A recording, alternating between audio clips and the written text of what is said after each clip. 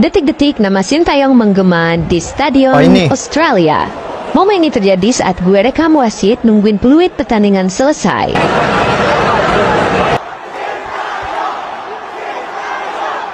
Wow, supporter timnas Indonesia teriakin nama Sintayong saat minit ke-95 di Sydney, Australia. Ramai juga pendukung yang datang ya guys. Yang pakai baju merah ni mungkin semua orang kan? Kejadian unik saat kekalahan Indonesia melawan Australia dalam lanjutan babak ketiga kualifikasi Piala Dunia 2026 zona Asia. Jelang akhir laga, supporter yang hadir langsung di Allianz Stadium kompak meneriakkan nama mantan pelatih timnas Indonesia Sintayong. Sintayong menggema di Allianz Stadium. Nama Sintayong bergema di Sydney di akhir permainan di mana skor akhir Indonesia kalah telak oleh Australia. Banyak momen sebenarnya dengan Sintayong. Di tangan tim Socceroos di Allianz Stadium. Dengan hasil ini posisi timnas Indonesia rawan tergeser di peringkat ranking ke-25 nih. Laga Jepang versus Bahrain dan Arab Saudi melawan China.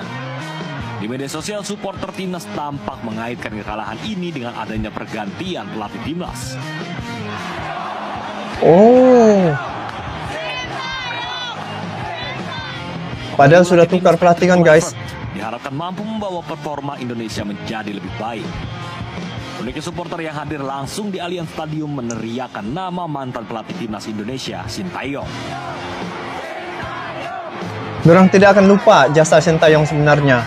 Seperti diketahui, banyak berjasa. Korea Selatan itu secara mengejutkan didepak oleh PSSI. NTV melaporkan.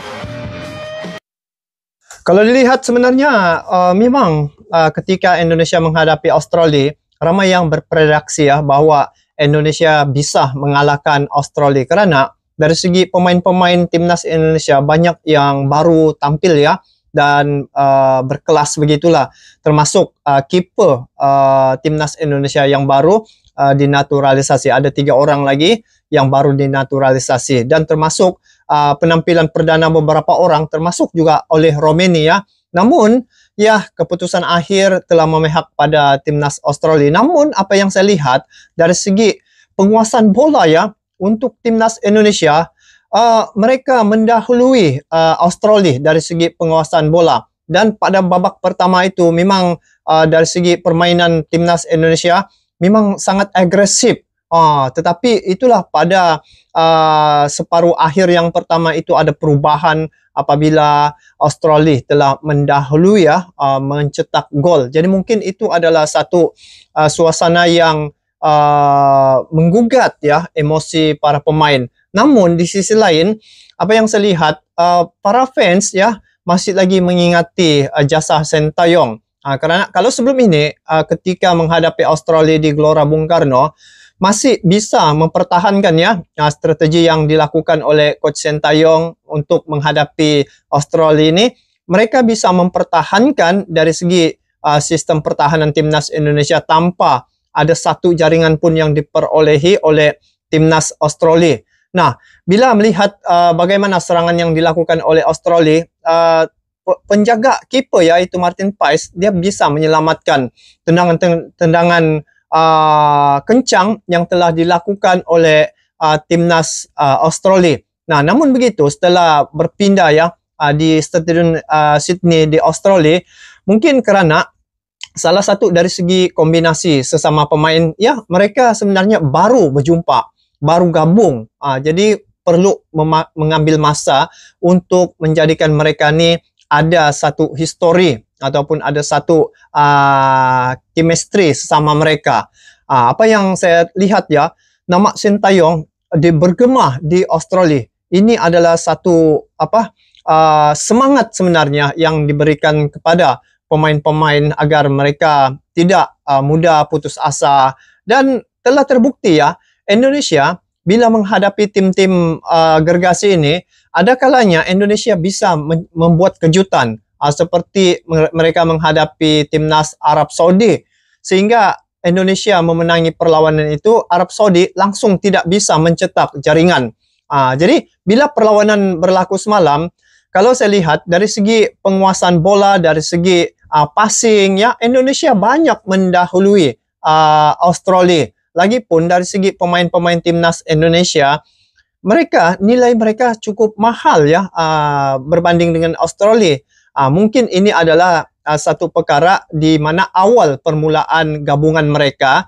Jadi dari segi mereka punya chemistry sesama, mereka mungkin belum lagi synchronize. Tapi mungkin lepas ini menghadapi timnas Bahrain di Gelora Bung Karno di tempat sendiri, sudah pasti ini akan menjadi satu sejarah guys. Percayalah, sebab sebelum ini Indonesia ketika berada di kandang Bahrain, mereka bisa mempertahankan mereka punya pertahanan sehinggalah mereka mendahului ya timnas Bahrain. Ketika itu Indonesia sudah mencetak gol mendahului daripada Bahrain. Tetapi kerana kecurangan wasit lah yang berlaku di situ, akhirnya keputusan imbang.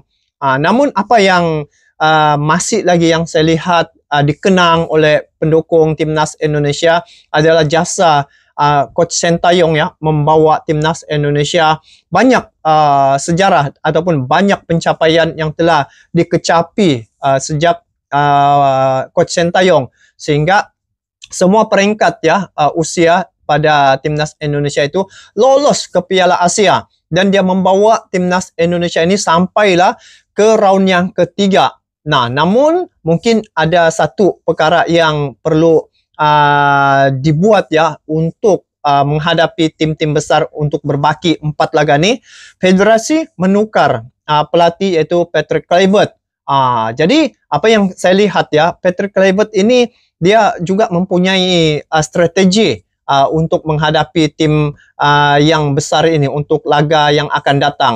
Namun untuk perlawanan sebenarnya dari segi pemain-pemain timnas Indonesia ini tidak ada masalah dari segi skill. Mungkin dari segi strategi pelatih bagaimana mereka membawa tim mereka untuk menghadapi tim-tim besar ini. Coach Sintayong pun nobar ya. Akhirnya timnas fans kembali meneriakin nama Sintayong bahkan di Stadion Sydney. Nampak sedih juga Coach Sintayong. Saya nampak reaksi Coach Sintayong ketika melihat Indonesia dibantai ya 5-1 oleh Australia. Sedangkan Australia ini dia ada beberapa pemain mereka yang cedera ketika menghadapi laga dengan timnas Indonesia sebelum ini. Pemain-pemain itu yang biasanya membuat serangan. Namun sekarang ini saya lihat kalau sebelum ini Indonesia banyak pada pertahanan, tetapi sekarang ni ada sudah mula serangan balik ya yang dilakukan oleh pemain-pemain timnas Indonesia. Jadi dari segi kepelatihan masing-masing sebenarnya mempunyai strategi ya. Kalau sebelum ini Coach Sintayong banyak pada mempertahankan ketika menghadapi Australia. Nah, semalam ketika menghadapi Australia di Sydney, ada sudah serangan-serangan yang telah berlaku yang dilakukan oleh pemain timnas Indonesia. Jadi untuk penampilan timnas Indonesia, dari segi penguasaan bola Indonesia yang menguasai, dari segi passing Indonesia juga. Dan awal babak pertama itu sebenarnya sudah cukup cantik ya guys, tetapi berkemungkinan besar kerana Indonesia telah didahului ataupun Australia sudah mendahului mencetak gol. Dari situlah mungkin keseimbangan itu telah tidak berlaku dengan baik ya. Mungkin pemain-pemain timnas Indonesia rasa tertekan ya dengan serangan yang bertubi-tubi dilakukan oleh Australia ketika itu guys. Mentahannya Kaspil apa nih? Ini kiper Bahrain, Georgi. Wih, dia marah ya. Ini yang saya ada react nih guys. Bahrain sekarang sampai sudah di Indonesia. Namun apa yang saya lihat Bahrain ya, pemain-pemain Bahrain sampainya di Indonesia sehingga di-escort ya, diiringi oleh pasukan khusus, lepas tu polis ya. Jarang betul saya nampak begitu ketatnya dikawal kerana mungkin ini adalah permintaan daripada Bahrain kerana mereka membuat alasan sebelum ini mereka tidak mau datang ke Indonesia. Asalnya itu begitu sehingga heboh di media sosial yang Bahrain tidak mau datang ke Indonesia kerana takut oleh fans Indonesia ya ataupun pendukung Indonesia sehingga mereka membawa satu usul untuk memindahkan perlawanan itu luar daripada Indonesia. Tetapi ternyata bila mereka sampai, mereka disambut dengan ramah, dengan kawalan yang cukup baik sehingga dari bandara sampailah ke hotel dikawal ketat oleh pasukan keselamatan Indonesia. Tetapi yang anehnya, mereka memang dari segi raut wajah mereka memang ada rasa takut ya. Tetapi sebenarnya mereka punya persepsi sejak begitu. Kalau tidak salah, masakan mereka merasakan begitu kan. Namun yang pastinya untuk tanggal 25 Maret ini adalah tanggal yang penuh harapan ya bagi pendukung-pendukung se-ASEAN juga untuk perlawanan menghadapi Bahrain ini. Kalau sebelum ini Indonesia bisa mempertahankan sistem pertahanan mereka daripada serangan yang telah dilakukan oleh Bahrain ya, sehingga Bahrain menggunakan wasit di kandang mereka. Nah, ini kali di kandang Indonesia sendiri Bahrain bermain dan sudah pasti dengan dukungan supporter, dengan harapan yang sangat tinggi agar bisa mencuri poin ya pada perlawanan itu dan disaksikan oleh Stadion Gelora Bung Karno, Stadion Keramat yang banyak mencipta sejarah. Sudah pasti Indonesia akan melakukan yang terbaik. Apatah lagi sekarang ini ada pemain-pemain yang baru dinaturalisasi dan semoga penampilan untuk menghadapi Bahrain ini sesuai dengan harapan dan juga mereka bisa melakukan yang terbaik kerana ini adalah membawa nama Indonesia dan juga membawa nama ASEAN. Ramai yang mengharapkan agar timnas Indonesia ini bisa sampai ke Piala Dunia. Jadi ada 3 laga lagi sisa yang akan dihadapi oleh Indonesia. 25 Maret ini adalah perlawanan menghadapi Bahrain. Kalau sebelum ini sudah menghadapi Australia di mana Indonesia dikalahkan. Tetapi untuk Bahrain ini adalah peluang keemasan untuk Indonesia melakukan yang terbaik kerana tidak ada sudah alasan ya, sebab dari segi pemain sudah cukup solid, dari segi kepelatihan sudah ada Patrick Kluivert bersama dengan asisten pelatihnya dan untungnya berada di kandang sendiri yaitu di Gelora Bung Karno, Stadion Gelora Bung Karno yang mana kehadiran para pendukung ini boleh memenuhi satu stadion yang dapat memberi semangat kepada pemain-pemain timnas Indonesia. Jadi kami dari Malaysia terus mendukung untuk perjuangan timnas Indonesia. Semoga untuk perlawanan 25 Maret ini Indonesia bisa mengalahkan Bahrain. Doa kita semua guys agar itu bisa terjadi. Jadi guys, apapun kita terus dukung, support ya siapapun yang ditampilkan oleh Patrick Kluivert, kita harus mendukung agar pemain-pemain ini dapat melakukan yang terbaik ya. Harus dukung sampai ke titik akhir. Jadi itu saja untuk kali ini. Kita bertemu lagi di video akan datang. Sampai jumpa lagi. Assalamualaikum warahmatullahi wabarakatuh.